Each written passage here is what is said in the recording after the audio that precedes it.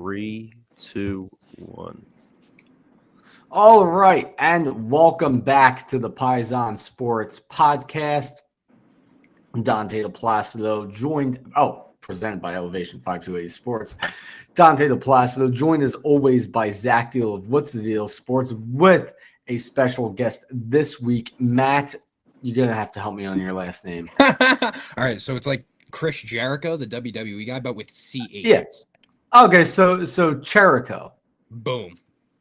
Perfect. I didn't even know it. I thought it was Shariko. Yep, Jericho. Okay. And honestly, growing up, Chris Jericho, he was an icon, so that was kind of like what. All right, all right, now we're gonna have to open up this Jericho floodgate because Dante's a huge WWE guy. So let's all go top 3 real quick. I'm John Cena, Undertaker, Okay. and who's my next one? I'll dive in the bag a little bit here for the next one. Schnitsky. Schnitsky. Yeah. Wait, is this a personal top 3 or like Just like guys I love to watch? Yeah, like just gets me fired up. okay. Friday Night SmackDown back in the day. Turn it on and roll. It doesn't matter. Yeah, you want? All right, ready? MVP, Jeff Hardy, and Edge were personally 3. I was gonna say Edge, votes. but I thought that was too mainstream. Edge See, is just so- bro. see, A good Jeff spear Hardy- fires me up. Yeah. See, Jeff Hardy and Edge are also in my top 3, but then third, I got to go CM Punk. Respect. I like the brand that you're pushing there. I could see where you're going. That's like a nice. Yeah, I'm here for it. Yeah. I don't like CM Punk because I'm an MMA guy and he got his ass beaten. He Yeah, did MMA. get his He got ass packed beat. out. Because his like finisher is like this, like I'm a badass savage alpha, but like he's really getting his ass beat in real life. So I can't, like, if you're Yeah, gonna be but about that, you it's got to all be about that. You theatrics. know what I mean? It's not real, you know. I really like Kane too, but I feel like going under that's like Kane, the under Jason was Kane good. is a little Statham bit got over his the ass top. beat in an MMA fight, and now you're like, I don't like Jason Statham movies, you know. All right. Well, actually, in my top 3, real quickly, I'm going to replace. I'm going to go Brothers of Destruction. I'm going to go with Kane and The Undertaker at the same time. Wow. Yeah. Wow. So that's how I'm going to go. But Okay. As Anyway, always, getting Dante. back to it, of course, I am joined by Zach Deal of What's the Deal Sports. So I've got to ask, what's the deal with 18 inning long World Series games? What's happening there? They're playing until 3 a.m. Imagine staying up until 3 a.m. just to watch your team lose. What's the deal with that? Dante, honestly, it's crazy. My uncle lives in San Diego, so he's on the 3-hour time difference. So I always think about how he tells me about. I go out to breakfast 10 a.m. on the West Coast, and I'm watching like 7 to 10 NFL games on like the East Coast 1 p.m. slate. But I mean, that game even ended at 12 o'clock midnight West Coast time. So it took 6 hours and 45 minutes. I was just trying to wake up in the middle of the night, take a piss, and check my bets. And I didn't even, like, it was like 2:20 in the morning and the game wasn't even over. And I'm like, dude, what is going on? Like, what? And then I wake up, the next time I wake up, it's like 5 o'clock. And I usually go to the gym like Monday through Friday really early in the morning. And I just see Freddie Freeman hits like the most legendary home run of all time in like this history of the World Series, 18th inning. And people are so tired. Joe Carter as the, you know, that title belongs to Joe Carter's home run. But In my personal opinion, I like when people build off their momentum. So what he did last year with that sprained ankle and just going crazy in the World Series and winning MVP and then doing it again the next year, that to me is just like some straight up savage. Like I tweeted when I woke up and saw that result and I looked at everything that happened and I just kind of weighed it all out. And this would be his third World Series title if he wins it. I think he's creeping up on the top 25 of all time. It's incredible, and I think he needs haters. So if he does, I'm here for it because I'm totally against the Dodgers. Like this Dodgers stuff, this is just. I mean, I love the fact that the Blue Jays are at least making this competitive because it just seems like, I mean, Shohei Ohtani, the best thing since sliced bread. Then you got still Freddie Freeman. I mean, Mookie Betts really hasn't even done anything too significant. Like it's unreal how deep this team is, like in every aspect. It irks me. It doesn't sit right with me. Who could you like? I'm trying off the top of my head to like relate it to. I guess like what, the Warriors, like KD Warriors. Is that like what team construction of other sports could you like really put in the realm of what they have? They have like probably like 4 players that are like top 50 players in the history of baseball just in their lineup out of 1 through 9. It's ignorant. Like it's really ignorant. So like get it, like rooting for them or like them even trying to think that they have some type of underdog feel. I can't get behind the Dodgers, man. I can't get behind them. I just respect like this. I like the players themselves. I don't like the Dodgers themselves. They just happen to like. I'm a huge LeBron fan. I never wanted to ever root for the Lakers ever in my life, ever. Right. But I've been for the past 6-7 years. You know what I mean? Just by cause of it. So that's just kind of what happens. But they're just that good. I knew when they were kind of just like lackadaisically going through the regular season. Mookie Betts was like 150 pounds, like had that virus in the beginning of the year. All this adversity they were facing, I just knew they were just going to run through the playoffs and get to the spot where they needed to be once again. So I know Dante feels some type of way about the Dodgers too, because in times like baseball, we're covering week to week. So we're getting the 162 games of coverage of baseball per year. So we're talking weekly. We're talking about weeks on end of like 5 to 6 baseball games. Yeah. At times, we're smacking the Dodgers right before the All-Star break, and we're like, dude, this is the year. The Phillies are getting over the hump, and it's just like, nah, you'll just see the Dodgers in the World Series again. So that's just what happens. So I've hated the Dodgers ever since playing them in the NLCS in '08. I've hated them ever since. There was just something about that series. I think it was Manny Ramirez, just the hype of him, that just made me hate the Dodgers that year. And I've always hated them. And with LA teams, for me, it's kind of similar to New York teams. Like, I just auto hate every New York team besides the Jets because they've been so miserable for so many years. There's no point even hating them. And it's kind of how I feel with LA teams like the Dodgers and the Lakers, like the big market LA teams. I just have a natural hate for them. But I also have some disdain towards the Blue Jays because even though I wasn't alive in 1993, you know what? They ruined my parents' honeymoon. My parents were on their honeymoon, and Joe Carter hits a walk-off home run to win the World Series. your parents were on their honeymoon? My sister was born that night, brother. My mom was giving birth. They ruined your during that. sister's birth. Yeah, so you should hate the Blue Jays. Like, I don't Prematurely. hate the Blue Jays. I just don't. If one it was wasn't giving for birth and Dante was being conceived all in the same night. That's wow. There was fireworks going Shout out- on for shout sure. out There was Toronto. fireworks going the on. stuff out was here. happening, man. There was Great. fireworks Tripping. going on out here. But Dante, I was actually going to say a point that you just brought up is like why I hate the Dodgers actually stems from a little bit later when they started taking the Chase Utleys, Jimmy Rowland, Shane Victorinos onto the roster. And then why you said you hate the Blue Jays. I hate the Blue Jays and don't want to see them win because I'm not trying to see Jeff Hoffman and Sir Anthony Dominguez lead the Blue Jays to victory when they were supposed to be a part of our bullpen, and then we gave up on them for no reason. That's a good point. Those were two guys we should not have gotten rid of. And I don't know if you saw, but typically when Vic Fangio starts his press conferences, they ask him some like baseball or Phillies topics, and he was saying they never should have traded Sir Anthony Dominguez, which is something we've been saying.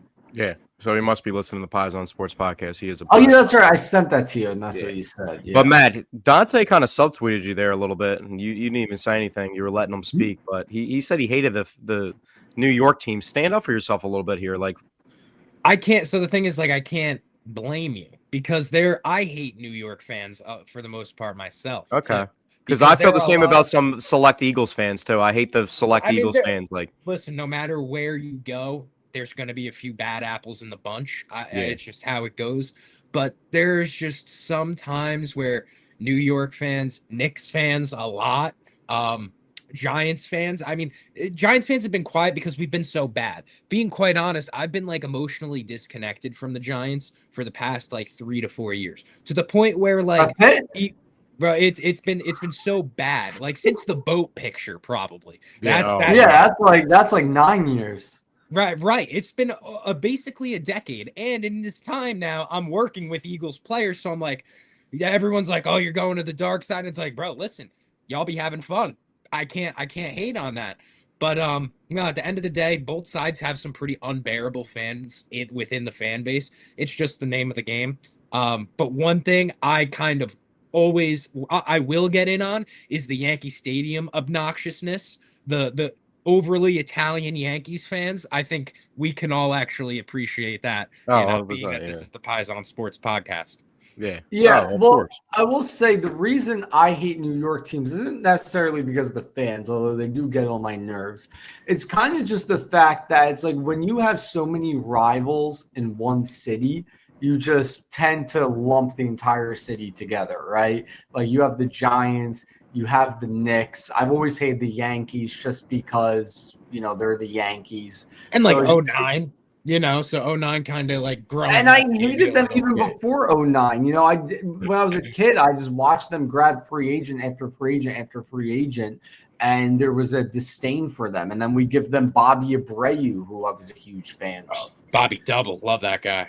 Yeah, I looked at it more as like, honestly, I didn't like care about the Yankees like that. I just like knew the Yankees were like a part of culture, and I'm like a Northeast dude, so I love 50 Cent growing up, and I'd see him rocking the hats. Like it was more so like I didn't care about them, and I didn't have a disdain for them. I like 50's Jason a Mets Giambi a fan, lot. I liked I like right first baseman, so I like Jason Giambi. Mark Teixeira was one of my favorite. I love switch hitters. Giambi, that's You're another talking guy. my guys right there. Yeah, As a yeah. first So I'm saying baseman like growing up, yeah. Alfonso Soriano was one of my favorite baseball players. So like those teams, I hate them, but like they also I have to watch them and root for players on their team because they have my favorite players, and they're the teams that always get my favorite players, like the Lakers. So it's like by choice, I don't root for them, but it's like I'm not like sitting there like, oh, I hate them because my best players are the ones that I'm watching. You And ever at the end see of the day, those late night find TikToks yeah, where it's like Yeah. an old clip? Like the Yankees have those types of guys that just Yeah. it's the nostalgia. It's just, and unfortunately, in their recent years of mediocrity, that's kind of the only selling point they have to fans Yeah. anymore. They put shit on a platter and expect us to eat it because they just, oh, we were good 10 years ago, not even 20 years ago, 25 years ago now. Come on. yeah.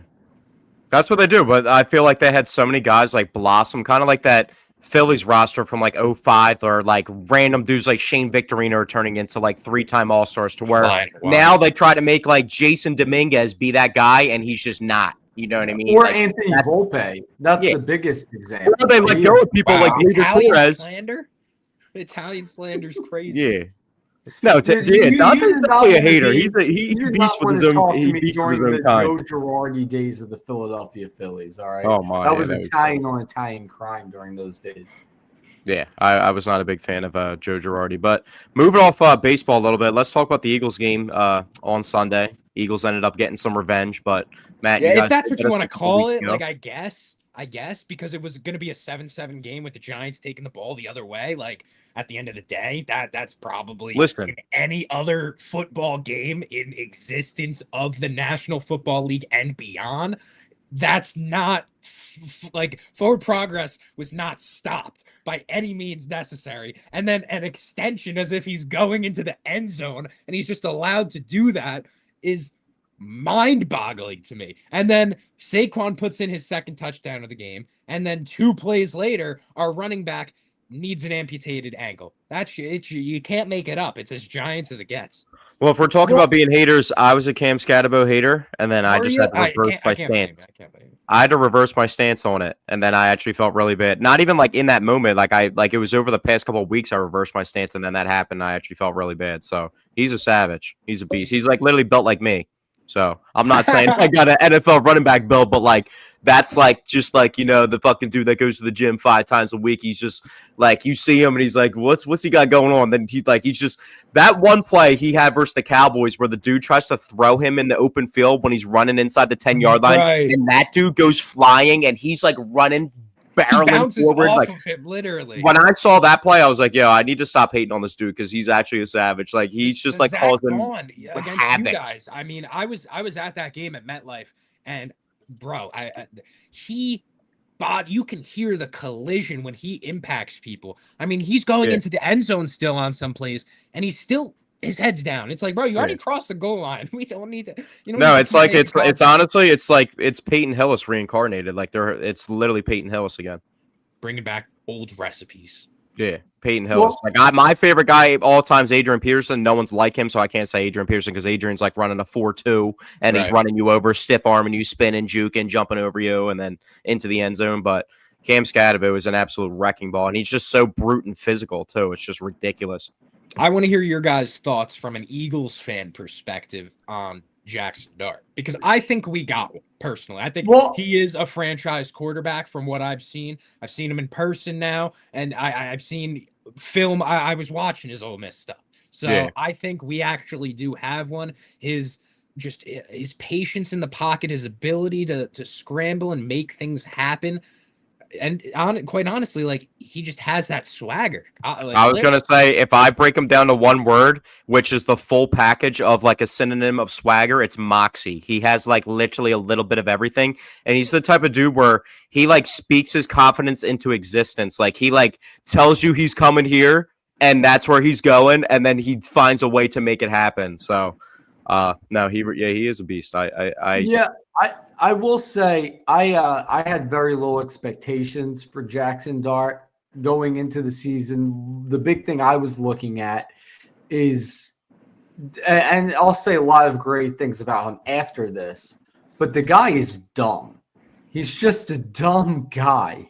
And I even know somebody who went to college at Ole Miss, and apparently word around there is he's just really stupid. So happy-go-lucky, you would say, type personality. Looking at that, I had low expectations for him because quarterback is a position where you got to be a pretty smart guy. Well, you've seen the Gruden. That Gruden, what's brains, he makes up for it in that clip. Yeah. Oh yeah. Let me see your hard count. We call it elephant or whatever he said. Well, dude, but dude, if he's all invested in the ball, that's all that matters. If he's stupid and not invested in the ball, that's what's different.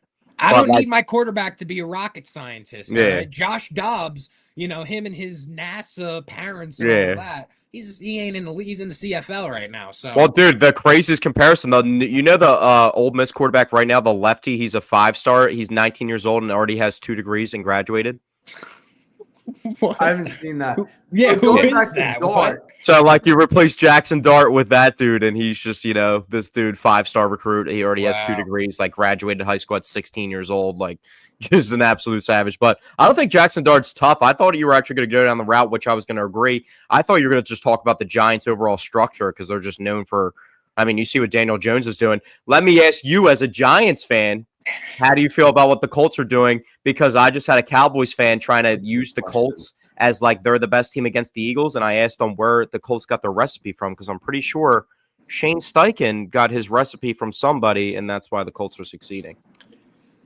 So the Colts, I think, were always just like a quarterback away, even since Andrew Luck, like quite literally. The Colts have always had a good squad. I mean, Jonathan Taylor is obviously the staple of that offense. And then you look down legend too. All that, bro. Yeah, you look at they got Alec Pierce, they got Josh Downs, and then Michael Pittman just sitting there, able to reap the benefit of all of it. Like, he's been doing great on my fantasy team, by the way. He's a monster, and he's healthy now. Like he's actually healthy. And Tyler Warren's going nuts too, bro. I was just gonna say, now you also have Tyler Warren, a rookie who is just emerging as like one of the top 3. He's quite frankly, if you don't want to call Tucker Kraft it, he's the next Travis Kelce, like one of that type of guy. So, I mean, the thing is, I think it comes down to like just we see with these quarterbacks, it's so plug and play.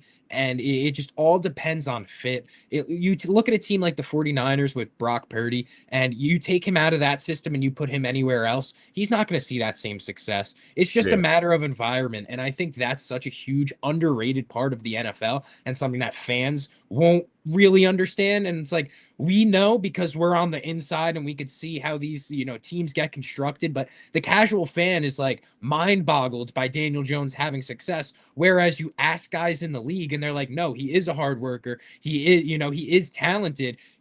People, I'm trying to think about how to word this without saying any names, but like it was known that Daniel Jones still had football, like good football in him. And the Giants, like people within the Giants organization, just put him in all the losing situations they possibly could to spin it to where, okay, like they wanted to get Daniel Jones out of the league. There was no situation essentially where the Giants wanted him to go and have success. That was just never going to happen. So for them to like kind of, they wanted to push all this under the rug, pretend it didn't happen, and just Daniel Jones go on about his way.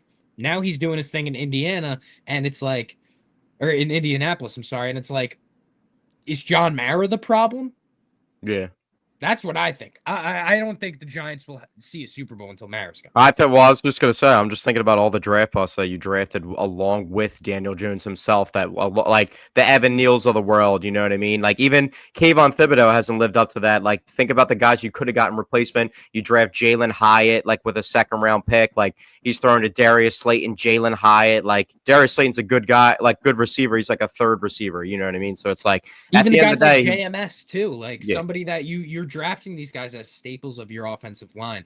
And if you really want to get picky, Andrew Thomas too, like his availability is the biggest asset. Yeah, that's another 4th overall pick that you spent there. So it's right, just and like, he's been on the field for I think 45% of the time he's been a Giant, which is just that's not cool. Quite frankly, it's not just cool. it's unacceptable. That's kind of how the Eagles' offensive line's getting a little banged up right now. Like Cam Jurgens just missed his first game of the season, but Brett Toth actually stepped in and played a pretty good role for the Eagles. Was actually getting to the second level.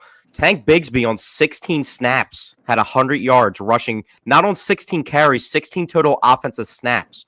And Dante, I actually wanted to bring this up to you because I was looking at the snap counts. And I was listening to WIP before the game, and they were saying John Mechie's going to play the wide receiver 3 role. And then you saw, obviously, he's no longer with the Eagles after Sunday and got traded today. But Darius Cooper actually played like 27 offensive snaps the other day and completely outsnapped them. And then now John Mechie's off the roster. Yeah, so. That's something I was thinking about when I saw that we traded John Mechie. Is I think a big part of that is the return of Darius Cooper. That was the whole reason they trade for him in the first place. They also ran the ball really well, and also trade for Mechie.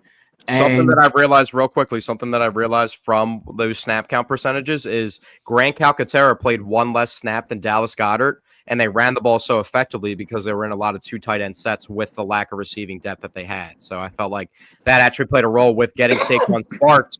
But I was at the stadium, and everyone's celebrating the Saquon run, and I saw him take that lunge step out of bounds and get pushed while he did it. And I just saw like his hamstring like tighten up, and like he reacted like right away on the field. So I wasn't cheering as much as everybody else was because I was bugging out a little bit. But Tank's Bigsby came in and 2nd and 31 gets the first down. Like what is up with the Eagles in second and or what is up with the Eagles down a distance of 25 yards getting it? The screen on the broadcast said 2nd and 31. It was actually a 2nd and 26. That was an error, but yeah, either way, that was absurd. Tank Bigsby, we've been wasting him as just a kick returner this whole time. This guy can definitely still run the football. Matt, how did you feel watching a second and what we thought was a 2nd and 3rd and 1, and then just seeing Tank Bigsby take it to the outside for a first down? I was mentally checked out. Like I honestly, like I seriously have not been that mad watching a Giants football game. Like I said, I've been emotionally checked out of this team since the boat picture. Like this is a long time ago when Odell dropped that pass in Green Bay. Like these are still nightmares that I have. And I was actually like Dart and Scatterbo, despite Malik Neighbors, the injury, like I still enjoyed watching them play. Like I still was looking forward. I found myself excited for the Giants again. Yeah. All of that happens on Sunday, and I like thank God that Jalen Brunson is a New York Knick because I have nothing else at the moment to look forward. We'll get into that, but I was watching the highlights of that game, Giannis versus him the other day, and dude, that one crossover when he slipped up, I thought he tore his ACL. I was bugging for him last night. That was disgusting. Yeah. From a guy that had knee injuries myself. But let me ask you this. Like, were you so invested in that and then checked out immediately because you guys just won a couple weeks ago and you actually thought it was very realistic to win this game too and out of nowhere just take 2 from the Eagles and then now you're actually in the NFC East race? Yeah, I mean, I never thought the Giants – I didn't think even if the Giants won, I'm not looking at like, oh, that's like playoffs. Yeah. But I think – 2-0 over the Eagles is like a 3-week period of time. Like that's pretty impressive. Like when we've been, and they said we haven't won in the past. I think we were 0 in the past 12. Like it's crazy. It's just we come to the link and we are horrible. And clearly that doesn't change. Yeah, I think I saw the last Giants win at the link was in 2013. I think. Yeah, it's disgusting. Eli Manning, like we're talking prime Eli. Dude, we're talking the Obama. Dude, you guys just rolled PTSD in my brain of the Jalen Rieger Meadowlands play where the Jalen Rieger play with Jalen where he throws the ball at the 1 yard line, bro. That just clipped in my brain because I thought that was at the link for a second. And I was like, Yeah, ew. When was that? a Like bad 3 one. years ago? 2 years? That was 4 years ago. I think 2021. That was 2021. Yeah. Yeah. Jalen's first year. We were playing with that bullshit. AJ was immediately on the roster right after that bullshit played its course. But yeah, Rieger was. what do you like? How do you feel as a Giants fan right now? Because I was going to ask you, like, I'm not expecting Tanks. I know Tanks Bigsby is good, and I just know as a like gigantic football fan, my favorite position is running back, so I really pay attention to them. But the reason why I don't expect him to have a lot of success is because I think your guys' defensive line is actually arguably the best in the entire league. So when I look at your roster construction, you got a quarterback. You have one of the best young receivers in the league, regardless of coming off injury, because we know tearing your ACL is like breaking your forearm nowadays. You know what I mean? Everybody comes back from it. Scadaboo, we got to see what's going on with that because they also said today that he has a couple more things going on with the injury, like he broke his fibula ligament damage. Yeah, and he has ligament damage. So I had a massive injury in myself, but I never played in the NFL, so it's a whole nother ball game trying to get back to that. But seriously. I mean, yeah, I'm not going to ever question that dude's work ethic. I know he's going to get right back on the field, but I feel like they need like their back seven on their defense is horrible. I was going to say, they talk about whiff like Deontay Banks, like those types of guys, like. Can't be waiting for first on Banks' that. rookie year was great, was fantastic, but then coming into year two, like, and the issue across Giants Twitter is he doesn't turn around. Yeah, which you're just asking for a pass interference every single time it's a close play. And you guys got that multiple times. I mean, it's frustrating, and it's also, I mean, you brought in Javon Holland in hopes that he would have somewhat of like a leadership role, and we haven't really seen it. And then I'm going to call him out. Dexter Lawrence has been like non-existent this year. Yeah. Like, honestly, like I get it. He's double teamed. He's one of the best nose guards in the league. Like it is what it is, but it's just kind of inexcusable for a guy of his caliber to have 0 game impacting plays. And I mean, like you said, the Giants do have a good defensive foundation. Now it's just time to like add these little pieces, those secondary pieces. If we could find a nickel and a dime in the rough here, like it would be nice. But there's no more expectations. Everything is now out the window after Scadaboo's injury, quite frankly. Yeah. It is tough, and just to think of like a running back being that important, like that's how teams get built. Like people try to act like, oh, it's about the quarterback. It's about the guy that is like the energy source. And Cam Scadaboo was literally that guy. Bro. Like, yeah, Cam Scadaboo's like one of my favorite players in the NFL this year. Really like having one hell of a rookie campaign. And you see, even Big Dom had to drop some cannolis and cheesesteaks off to him. I mean, that's right. From Angelo's. Best in Philly. Yeah. Well, he went to Angelo's for those cheesesteaks. So what would you do if you're John Mara to get this thing back on track? Dante, I mean, has made their previous GM, I don't know how many times the meatball of the week. He was like 5 or 6 times, especially during the Hard Knocks era. But I would say, in my opinion, you guys need to, and I think you're actively seeking that right now. I don't think it's like a pressed issue at the trade deadline now, but getting another receiver that's like on par with close to what you're not getting Malik Neighbors again, but like, could you go get Brian Thomas Jr. for a 2nd-round pick with all the struggles he's having in Jacksonville? Like, do something like that, or bring somebody in like that. That's like a huge impact guy. George Pickens. I was gonna say George Pickens. That could have been another trade that you could have been too, but I don't think via trade. I think we are still yet to see the Cowboys talking to him about a contract extension. Yeah, we know they have an issue with paying guys. And CD got his, Dak got his.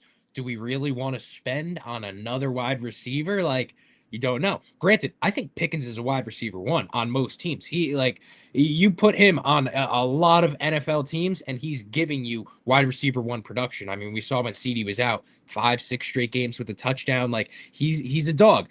And I think if the Giants can get a guy like that who has length, yet still has that explosiveness, great route runner, and just overall bigger body in comparison to Malik Neighbors, I'm here for it. I was smirking because who was the dude you guys gave 4 years, 72 to a couple years ago? The old Jacksonville receiver, or no, the old Lions receiver. Was it Golden Marvin Tate, Jones? bro. Oh no, Kenny Galladay, bro. Yeah, Kenny Galladay. Yeah, it was Marvin Jones, Kenny Galladay. They were both the Yeah. Lions receivers. Oh, that was gross. That's a bad deal. Yeah, that was a bad one. But talk He about was wide good, receiver though. Like, ones. Kenny G had a couple good seasons. Yeah, The yeah. only for Kenny sure. G I recognize is the legend Kenneth Gainwell. Kenny Gainwell. All right, well, I got to give a shout out to my boy Devontae Smith. You've worked with him. You've been able to talk to him. He's been my favorite player since day one. If you talk to most Eagles fans, Devontae Smith is pretty much like 80% of all Eagles fans' favorite player since the day he's been drafted. That's a known fact. You go around, he's like three out. Like I guess I'm just sounding like I'm lying, but honestly, if you ask 3 out of 5 Eagles fans, they'll probably say Devontae Smith or obviously Jalen Hurts. So that's like or Saquon. So those are like the things, but it's really Devontae. Talk about wide receiver. I mean, dude, he's got like 26 most targets in the NFL, and he's the 6th leading receiver in the NFL. I think Devontae Smith is guaranteed a top 10 wide receiver in the NFL. You want to talk about a dude that doesn't get his shine. I mean, dude is literally one of the best receivers in the history of overall football between high school, college, and pro football. He's one of the best receivers in the history of all of football. So you've had a chance to talk to him a little bit. What have you like noticed just from like his mentality that like separates him? Because he kind of is like soft spoken and quiet, but you can just tell like he's just like an absolute like Kane Corso inside. Like it doesn't even make sense. Like he's the man. Like there's not much to say about him because there's not much to be said from him. You know, he walks with this presence and he knows he's him.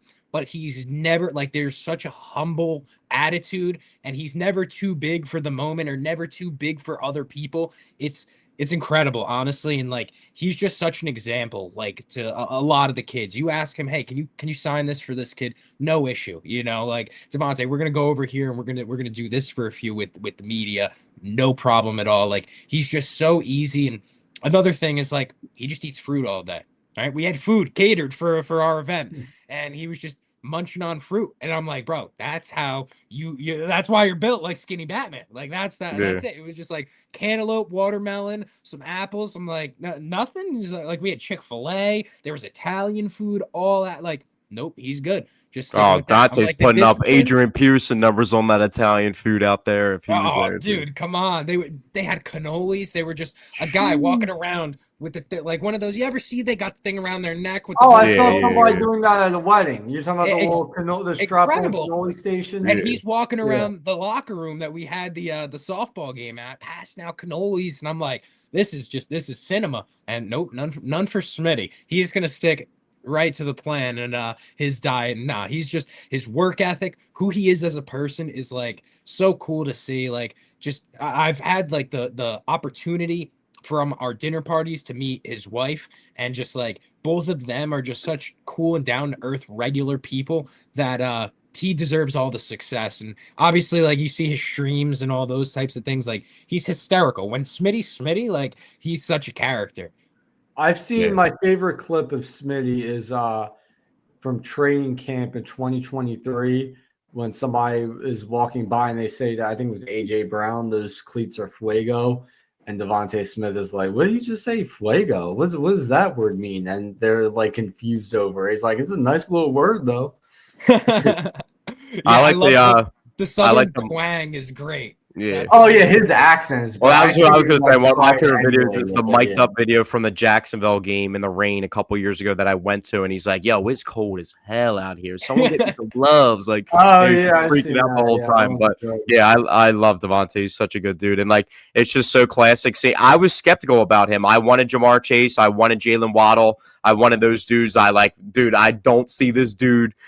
I didn't think he was just going to end up being the Kevin Durant, that skinny-ass dude just cooking everybody. Like, I didn't think he was going to be the Kevin Durant of the NFL, but he really is. So. Yeah, admittedly, I wanted Jamar Chase in that draft, but I did like him over Jalen Waddle, and he's easily better than Jalen Waddle. I think what's so underrated about his game is he might be the best jump ball receiver in the NFL right now. He might be the best overall deep receiver in the NFL. Like George Pickens, it's pretty much like George Pickens and him. And the funny part is you could probably put T. Higgins in there, and they're all dudes that are like classified as wide receiver 2s, but they're all just top 12 receivers in the NFL that just are like wide receiver 2s by having a top 5 wide receiver next to him in their off. I mean, we're talking about AJ Brown, CeeDee Lamb, and Jamar Chase. Jamar Chase. Yeah, It's like these guys three would best all receivers be in the number league, so. one receivers on any other team. And I'm a huge Justin Jefferson guy, but Jamar Chase is the best receiver in the NFL. I don't think it's close anymore. I think it's Another, close. I think another it's thing is that's really crazy to me.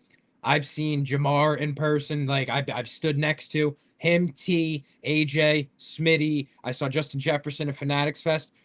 All of these guys, the size of like, bro, even Smitty, like we call him Skinny Batman, but realistically, these guys, you look at them and you're like, they were born to play football. Yeah. Like the thickness, that these guys have to their muscular structure is just, it's different. Oh, you chain that. That's a double paw. The way you chain that together is a double You paw. might as well start talking about girth next. Is this a Manscaped commercial or something? That's about to get hit on here. It's like that clip of what's his name, Skip Bayless, where he's like, and he seems to be overwhelmed by my girth and time. That's so crazy. Nah, but I know what he's saying. I grew up. Actually, when I saw Jamar Chase, we did like an interview with him, and I literally, this guy's calves. I'm like, the explosion. Dude, I was gonna say the calves are crazy. Yeah, it's just I was like, this is a machine that has horsepower in it. Yeah, that guy's my friend was on the Bengals. I had two friends that were on the Bengals like preseason rosters, and one of them was a running back. His traps are like subwoofers on his neck, but. My dad, being Joe Flacco's high school football coach, growing up with Joe Flacco as like a close family friend, like his forearms, not only being 6'7", his forearms are like literal tree trunk. His forearms are tree trunks, and you wonder why a dude throws the ball 80 yards in the air, like 75 miles per hour. Like, he's gigantic. He's 6'7", 250 pounds, and he runs a 4.7 and can just because they're on TV, I know think they're just regular people. And that's all the punters, dude. Like even some of the punters 6'4", 210 out there. You know what I mean? Right. Besides that dude Presley Harvin on the Steelers, who's like not that, but it's funny. Especially the college kickers and the college punters and kickers. They got the craziest body shapes, bro. It's crazy out there, but it's a story for another day. I have a question for Matt before we move on to some basketball. Now, because in my opinion, so with Jalen Hurts, right? Obviously, all Eagles fans love him. And it seems like everyone outside of Eagles fans seem to think very low of Jalen Hurts. They don't think he's a great quarterback. Where would you rank amongst the 32 NFL starting quarterbacks? Where would you, from an outside perspective, where would you rank Jalen Hurts? Like 13, 14? Oh, come on. 13, 14? First Should of all, I go no order? Who I think is better than Jalen Hurts as far as quarterbacks? Go ahead. All right, let's get the easy ones out the way of Lamar, Mahomes, Josh Allen, Joe Burrow, Justin Herbert. No. Justin Herbert can't be. He has no success to his name, so he can't be. No, Justin Herbert is not better than Jalen Hurts. See, and I'm talking. I'm not talking anything about team around. I'm talking about if I need to win this game with a quarterback at the helm, I'm taking. Now listen, you can. Let's have a conversation about this so we can walk through it together so we can get on the same page here. Right. You say to win a game. What does it take to win an NFL game? To any football game, what does it take? Right. Now listen, the thing is that Jalen Hurts has had the team around him in a better position to have him win these games. I think if you put Justin Herbert on this Eagles team, the ceiling is higher. And if you put Jalen Hurts on the Chargers, the floor is lower. You know, like here's the thing. Both of them had Jalen Reagor to throw to. And I only saw one of them winning the Super Bowl. That's a good point. But here's my thing with Jalen Hurts. Here's my thing with this argument with Jalen Hurts, right? Is everyone points to the team around him. It's always the team around him, and it's never something negative about Jalen Hurts. It's never, because when you look at Jalen Hurts, he has this issue or that issue or this issue. It's always just he has a great team around him. You can't fault him for having a great team around unless you have an actual argument for why you think he would not be able to get it done on the Chargers roster. Then I don't think the team around him is a valid argument for why you would choose a different quarterback. And I think the Chargers have one of the best setups for anybody to have success because they have one of the best coaches in the history of football. Now for they do. Yeah, they're in win now. Like the Chargers, for me, if the Chargers don't win this season, at least I need to see some AFC Championship type of aspirations at the minimum out of the Chargers before anything. I just can't put a dude that has one of the worst playoff losses in NFL history. What is his above Jalen Hurts? record? A dude that blew a 27-point lead in the playoffs. I can't put him above Jalen Hurts. I just can't. The Jacksonville Jaguars. The Jacksonville Jaguars letting them come back on you 30 points. And you last year in the playoffs, what did he do? Texans game, playoffs, 4 picks. That's disgusting. Now that's not something never. I asked you the question, and you would never see that from Jalen Hurts. I don't care what he has around him. Don't put him in the position to do that. There is never ever pressure on. It's never Jalen has to perform because I can beg to differ. You could fall back on the best running back in the league and 2 of the best wide receivers in the NFL. We just said he's got 2 wide receiver ones and a guy that's an all-time wide receiver who you're calling the second best. So I don't think Jalen, I think he is a good NFL quarterback. Do I think that he is this godly figure that he has been painted out to be in this past year? Probably not. I don't want to make it out to be this real quickly. I have 2 things to say about that. Number one, I don't think Jalen Hurts has been painted to be a godly figure. I think Jalen Hurts has just been defended so often from people who say he's not a great quarterback that from an outside perspective, it seems like Eagles fans are overhyping him and painting him to be some kind of godly quarterback. All we've been doing is advocating for him to be a top best quarterback in the league. Going into I would never say he's better. I would never say he's better than Patrick. I would never say he's better than Joe Burrow. I'd never say he's better than Lamar, Josh Allen. But once we start crossing those names off the list and you start bringing up Justin Herbert, he's better than Justin Herbert. I think what it takes in an NFL, what it takes to win a football game is getting into the end zone, and it doesn't matter how you get into the end zone. And I just know that dude is 27 years old and nearly has 60 career rushing touchdowns. And then when it comes to the playoffs and just ripping the rock when he needs to, he just goes off in the playoffs. And that's just what it is. The tush push is an asterisk on his career forever. Okay, because first of all, we can get to that in a second. Congratulations. After the Giants this past week, there's no way that doesn't get banned this offseason. Yeah, but I also remember DraftKings gave us a promo. Hold on, Zach, because I wanted to bring up my second point. The other thing Matt said was the pressure's never been on Jalen Hurts. Here's the thing. Jalen Hurts has had so many different connotations to him where people say, oh, well, all you need to do is make him throw the ball. And he won't be able to do it. All you need to do is put the pressure on him, blitz him, and that's how you beat him. All you need to do is this. All you need to do is that. And so almost every game as of the past couple of years, right, I would say starting in the Super Bowl when the Chiefs focused on stopping Saquon Barkley and making Jalen throw the ball. What did Jalen do? He threw the ball, and what did he do? He won the Super Bowl.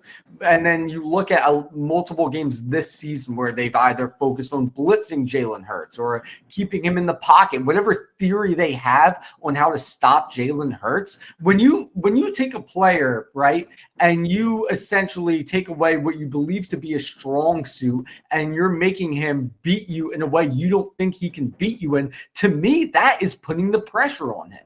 I think he has the pressure on him constantly, and he constantly, week in and week out, proves people wrong by still getting it done. No matter what they try, he just can't be stopped. I was going to say, everyone brings up the tush push, but I can just count on the top of my head. I know I'm a diehard Eagles fan. I'm just an NFL guy in general and a sports guy. But, you bring up the tush push. Also, the Rams game, Saquon goes off in the Rams playoff game. Jalen starts it off with a 60-yard, 4 broken tackle touchdown on a quarterback run. That's what? Lamar and Josh Allen do that? That's the only 2 dudes in the league that can do that. Maybe Justin Fields. Touchdowns, only 1 interception. 15-1. People are talking about Matt Stafford being the MVP right now in the NFL. He's plus Jalen Hurts if we look up the most combined touchdowns, it's probably him and Josh Allen right now. But everybody knows how Jalen's getting these. So it's like just 15 of his touchdowns have come through the air, and not all of those 5 rushing touchdowns has even been the tush push. I think 2 of them he ran in himself. Really, 3 of his 8 to 20 total touchdowns, 3 of them are the tush push. So we're going to pigeonhole all the other touchdowns. I think it's more of the 5 range of how many he has this year.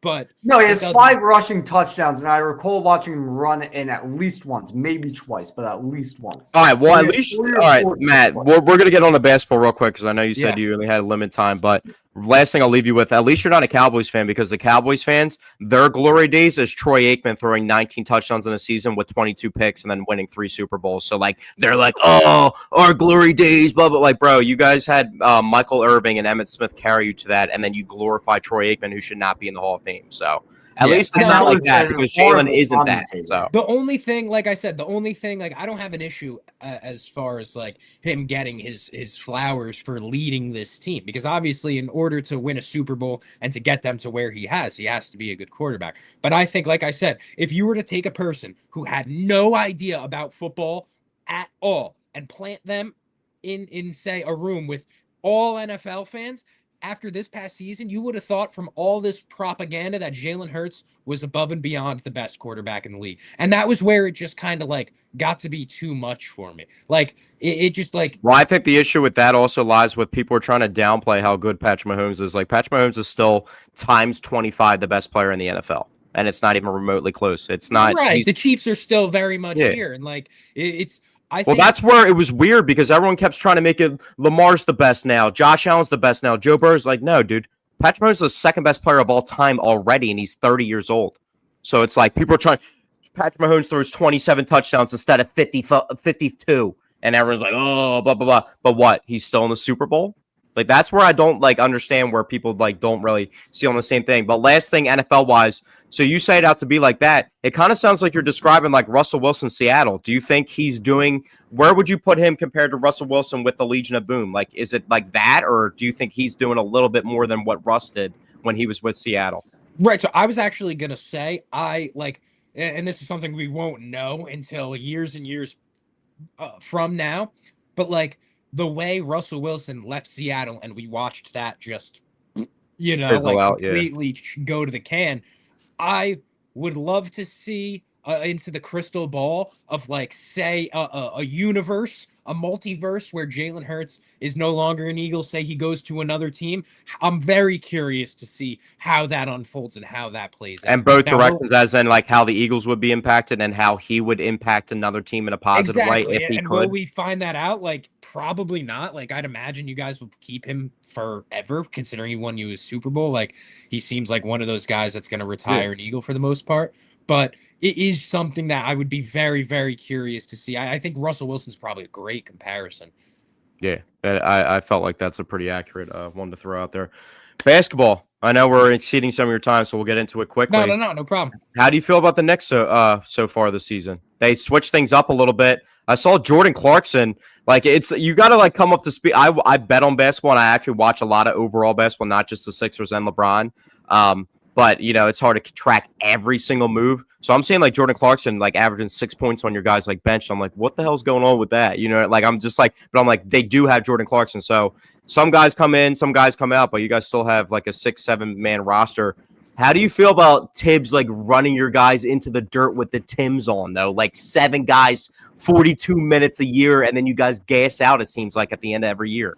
Well, Mike Brown brings a new type of energy.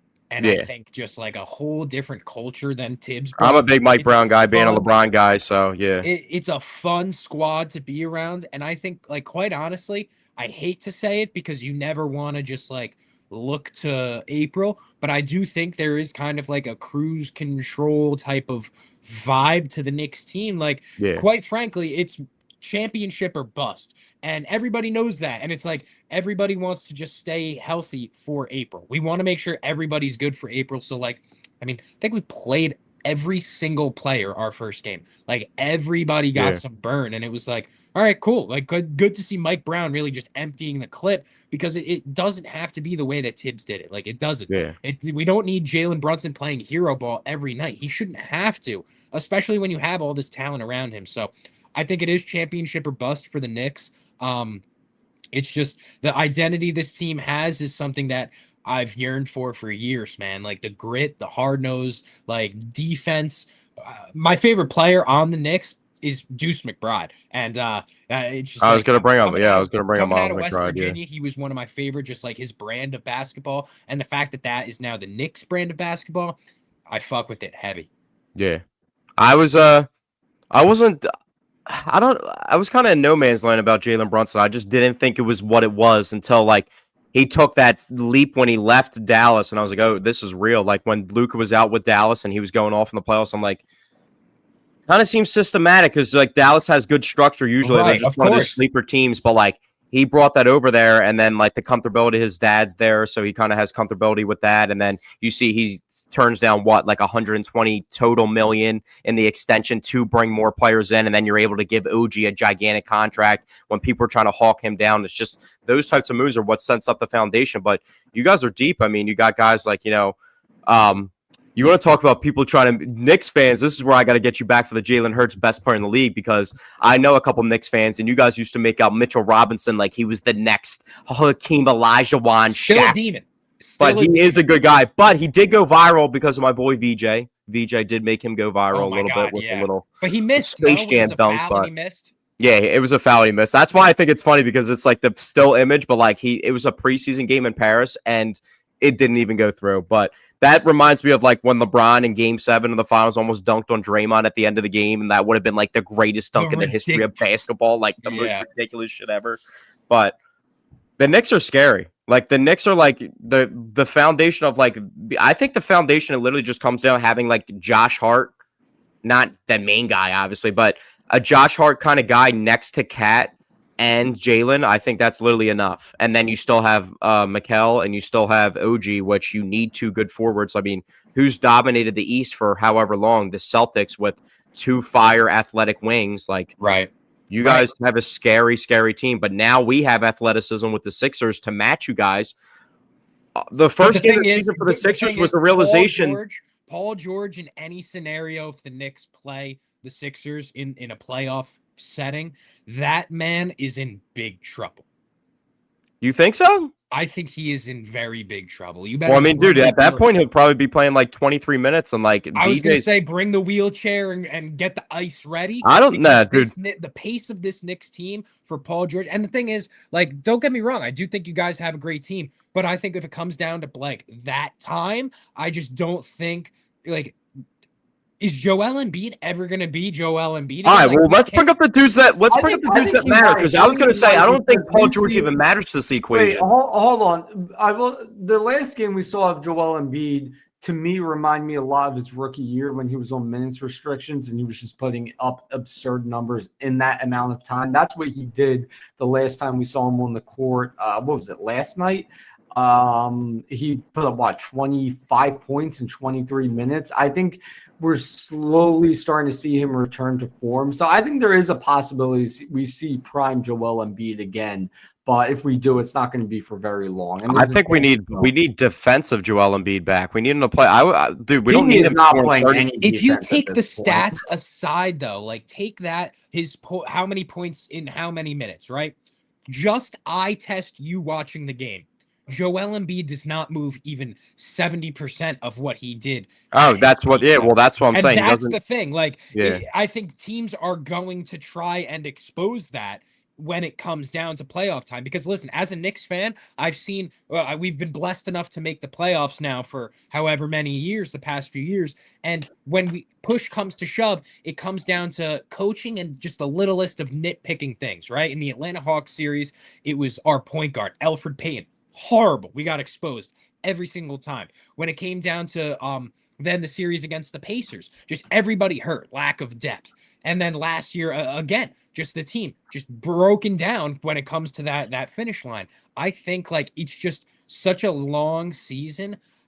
I don't know, man. Joel really it just scares me. If I was a Sixers fan, I would definitely be concerned about how much juice he has left in the tank overall. Let me talk for a second. Hold on one second, because I wanted to fit this in. I was just trying to steer off Paul George and Joel Embiid because I do not think they matter to the Sixers equation. That's what I was about to say. That's what I was about to say. Right now, the perspective of Sixers fans at the moment is we're not really worried about Embiid. Exactly, yeah. We are so hype over the sheer amount of young talent we have right now. That's what I'm And it's saying. been so exciting to watch. Like you're bringing up Nick Maxwell, series with the Grimes, Sixers, and I'm right, talking about Quentin even Grimes Jonah. revenge games to you. That's what I'm thinking about. Yeah, Him hitting that shot last I would night. have Like, to see. I would really have to see that because I'm not a Grimes believer. Even when he was a Nick, I'm not a Grimes believer. well, yeah, he definitely was underperforming, but that's when it was like wonky where he's not getting consistent minutes with the Knicks too. He's coming off the bench, and it's like, do you need me to score 18 tonight, or do you need me to like hit a couple threes and a catch and shoots? Like he was always in that spot. I can ball handle. Like, dude, he's like the other day, I think he had like 8 rebounds for the Sixers. He's like getting like 8 assists a game when he's like in that type of role. And it's like he's capable of those things. It's just kind of like you guys always have star hunting with the big. I mean, the Sixers do it too. You star hunt, and then the roles kind of get fucked up with everybody when you star hunt. Like James Harden's here, and Tyrese Maxey doesn't know how to like fully blossom until James Harden leaves. And then Tyrese Maxey's now has 12 career 40-point games, and he just goes for 40 like twice or 3 times already this year. So it's just like it's confusing when you have like it's one thing to have a dude like think about a good player in the league, but he's not like the dude. Like I'm trying to think of somebody that scores like 20, like a dude like Norman Powell. You know what I mean? He's solid fire, but it's not like when you have Kawhi Leonard, who's like a household. Your grandma knows who Kawhi Leonard. Like that's star. You know, it's like there's 12 dudes on an NBA. Like there's 12 dudes on an NBA roster, an active roster, 5 on the court. Like it's the hardest sport. Like if I was making it to the NBA and I'm the dude responsible for like 6 points, like imagine Austin Reeves when he first met LeBron. So you guys want to hear it? You guys want to hear a travesty? And now there's 5 dudes on the court, and I'm the dude just next to LeBron James, the best player of all time. Like, what is going on? Like, you want to hear a tragedy, an absolute tragedy? You're talking about, of course, in the NBA. There's only so many spots. How many? They always talk about what is it like 80 guys in the total, like in the league. This hurt my heart, bro. The other day, right? So I was seeing this girl talking a little bit, right? She hits me with, "Oh, I used to see a player," and I'm like, an athlete, right? And I'm like, "Oh, like I work with athletes, you know, like there's not. I like to think there's not many guys that I'm like, I can't sniff that. You know what I mean? Like I'm not in that up echelon of dude." Are we talking Knicks dudes? Because I We're can not guess talking it. Knicks, but we're close, right? So it was like, oh yeah, I met him, and then all of a sudden when I went to inquire about, like, I got curious, meet was very like vague, you know. Then I was like, okay, like narrow this down. We're not just talking like we're talking max contract. So I instantly hearing that was like, I'm done. Yeah, I'm done. We're talking not just like this was the most brutal, like, I think I'm good, I'll get the check type of situation. Absolutely hysterical. And I didn't know what to say because I had never gotten the, oh yeah, I used to talk to so-and-so and he makes $180 million over the next few years. Yeah. Well, that's also, to me. Like Joe Flacco's like the 24th highest paid player in the NFL, and I just know him, so it's kind of like crazy to me. And he's from South Jersey, but Right. like the scale of like, think of that, like Duncan Robinson makes $20 million a year to like make 3 threes in a regular season game, like blows my mind. Like you know what I mean? Like that was just like I can't even, like there's nothing I can do. I held my L and I was like, I'm moving on with my life. Well, you're looking at so you're looking at a professional athlete in the financial realm. I have a buddy of mine who he about a year or so ago, he went out with this girl. They hooked up, right? He asked her, I guess it came up in conversation, you know, how he performed. And she revealed 2 weeks prior, maybe even a week prior, she had spent the night with no other than Josh Sweat, and that he paled in comparison to Josh Sweat. That act is impossible to follow. Absolutely jacked 6'4" Josh Sweat. You're not 19 milli, bro.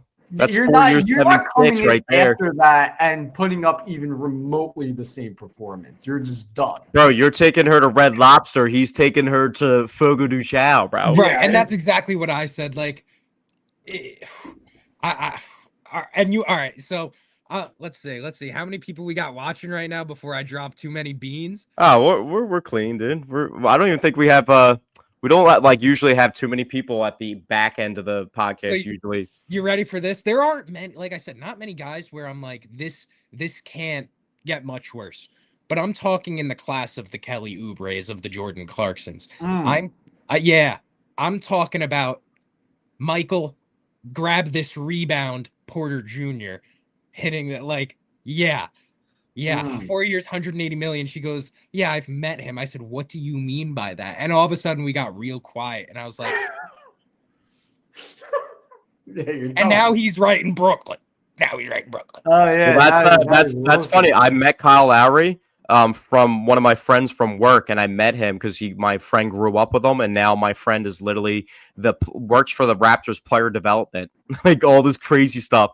And his name's Mark Tyndale. He played Temple basketball, and he's like in his 40s, but he's like the soft-spoken, quiet dude. He just knows Kyle Lowry. He knows I was a sports guy. He was like, yeah, you going to the Sixers game? Like, here's my number. Just call me after the game. You can meet Kyle Lowry. I'm like, all right, bro, whatever. And then I call him after the game. He's not answering my calls. I'm sweating bullets. I bring my friend to the game. And then bang, he just like, yeah, come to this spot. And then I meet Kyle Lowry. But where I'm going with this, based off of what you just said, this was in 2019 when he was on the Raptors and they were playing in Philly right before. So that happened. And then the Sixers traded for Tobias Harris at 3 o'clock in the morning, like 4 hours later. So it was a crazy time period. I had to wake up at 5 a.m. for work. But OG Anunoby was 19-year-old rookie on the Raptors, and he was hitting on girls in Philly. When I first met Kyle Lowry, he was in the stands in Philly, like 5 rows in front of me, like with Kyle Lowry, but like hitting on girls that he had like come to the game there. I don't want to like, air him out like that or anything. No, like, it's hysterical. No, it was just funny because I was around the same age as him, and I was like talking to Kyle Lowry, and I was like, is that OG? And he's like, yeah. And he was just like over there macking with like 3 girls that he like brought to the game from Philly. And he was like my age. I was like, damn, I wish I was making $10 million to be a rookie in the NBA right now. That would be crazy. Like, that's funny. And then just to see like now, like 7 years later, he's like one of the better players in the league. And he's making like $44 million per year. I'm like, holy shit. I was watching, bro. Like, now what's his pickup line for the women, bro? Like, I got nothing. It takes nothing. Mil. Like, yeah. Crazy. All right, well, Matt, I do have one final question for you. Hit me. VJ Edgecombe, what are your thoughts there? Dog. Absolute dog. Thank God you guys didn't take Ace Bailey. I mean, we both wanted him. We were so wrong. I knew a couple. You guys know my guy Sean Bernard from Fox Sports The Gambler? Yeah. Yeah, he was a big Ace Bailey fan for a little bit. And, I mean, I don't want to say, like, you never want to be that guy of, like, oh, I knew he was going to be good. But just, like, VJ Edgecombe, even in college, had that edge to him. Like, yeah, no pun intended. Like, he literally just has that grit and that, like, it factor of I'm going to be the hardest worker in the room and, like, I'm going to be better than you. I don't know why I didn't digest it right away, but with the Tyrese Maxey, the viral clip of him crying when he first got drafted, and then the shit that VJ said was even harder. Like, I was living off a generator for 7 years. Right. We didn't have electricity and shit. That is like, I came to basketball to play and provide for my family. I was living off a generator for 7 years. You didn't even know what I saw to see my mom feed me. I was like, holy shit, bro. He's like spitting bars, and then he's just out there like just. And the things that people said he can't shoot the ball. He's like literally hitting step backs in people's faces, hitting 5 threes in his debut. Like, and he's just on go. Like, he's just from there's no, oh, well, I need to do this. I need to promote this. I need to be like a character on social. No, it's just, I'm a basketball player. And that's why I literally am here and in this position. And like, I was a huge Cooper guy and I was a huge Ace guy. But I mean, dude, right now, as it stands really has right a chance now, to be the best player in the draft class. Yeah, like as it stands right now, I mean, obviously you have the potential on the upside with Cooper Flagg. But Cooper Flagg has looked really good so far, right? But from what I've seen out of everyone in the draft class as of right now, I mean, if I had to take my pick right now, I'm going VJ Edgecombe. I will Venmo one of you guys right now $20. If you guys can, without saying, I'm going to give you 3 seconds so you can't look it up. If you can tell me what Ace Bailey's current shooting percentage going into tonight is. Field goal percentage. I'm going to say 12%. Dante, you got a guess? I don't know, 18? Damn, it was 15%. He's shooting 15%. Wow. Yeah. You guys went right in. You guys like literally threw like the darts like right at the board. I thought someone was gonna hit the bullseye. This guy was almost down But he's 40 really bucks. shooting 15%. He's shooting 15%, and he's not even starting. He's on the bench playing like 20 minutes a game. So, and he fired his agent that was like feeding him with all the bad advice. So that's just a bad direction. But Matt, it was a pleasure, brother. Thank you Hell for yeah, hopping guys. on. Thank I know you guys for told us you were having only me, going to give us 30, but appreciate Nah, you listen, guys. I'm here to talk some ball. I appreciate you Yeah. guys having me. I'm proud of you guys and all the success you guys are doing and growing. I'm always here for anything you guys need. Never hesitate to reach out, hit me up. Yes, sir. Yeah, thank you guys for having me, for sure. Yeah, those us CSB guys gotta stay together. So if Hell anybody yeah. is watching this and wants to get in the sports media realm, CSB Media Arts, Cherry You Hill. know, is your and spot I to don't go. know if you guys know, but so I like last second graduating CSB, obviously you guys did this, right? You had the Paisan Sports podcast. When I graduated, I started up right there, Moneyline Madness. And Yeah. I started up, me and my guy, Andrew Brucato, Andy B. Unfortunately, in January, he passed away at Oh, I'm sorry to hear that, 21 bro. years old. Oh, Damn. thanks, guys. At 21 years old from a heart condition, and like just the craziest, like I get chills thinking about it. Like that was really like my guy. So I haven't honestly, I wanted to do an episode like in tribute to him, but it's so hard to do it, quite frankly, Yeah. especially sitting in front and just talking when it's just me now. So I appreciate you guys having me and like giving me the 100%, bro. opportunity to come and talk my talk. So I know. appreciate I it. remember Feels you home. and Mo brought me on to the Mo Sports Network too. We chopped it up the one time as well. So yeah, it's Hell been yeah. anything. Like I said, just the CSB media guys. I don't even think I told you. I've obviously plugged it up on the podcast, but I've been doing play by play for a high school football team too. Oh with yeah. my guy that was in my old content company from CSB. So it's like Sick. CSB. Like I just talked to Chaz the other day, so I'm always in the Nice. loop with the CSB spot. So. That's what's up, bro. Yeah, Hell yeah. Gotta Awesome. always rep that stuff. Dante, you're I don't think you ever told Matt your dad's old office was in the CSB like suite, the 535, or was it 538 It in was, Cherry it Hill? was the one next to it. Yeah, my dad back in the day, he used to work for a company called WorldCom, and they were in the they were their office right next to the CSB one. What a small world. Yeah, It's crazy. yeah. So Crazy. But yeah, thanks, Matt, for hopping on once again. We'll do it again sometime soon. Maybe we'll wait till. I mean, we don't have any more obviously Eagles Giants games. We ran out of those for this year. But next big Sixers Knicks game when maybe Hell yeah. they're not playing on Christmas this year, are they? I don't think so. But hey, listen, we don't need an occasion to hop on. Yeah, exactly. We'll Talk find shop. some time to Let get me know back on for there. sure, But bro. thank you for tuning in. You want to plug up anything before you get out of here? Shit, man. Nah, just make sure anybody that's left, make sure y'all follow the guys on all platforms, man. Show some love. And that's it, man. God bless for sure. Yes, sir. Thank you, Matt, for hopping on once again. And My that guys. will wrap it up for episode 120 of the Paisan Sports Podcast. Take care, fellas. Peace. yeah. Peace.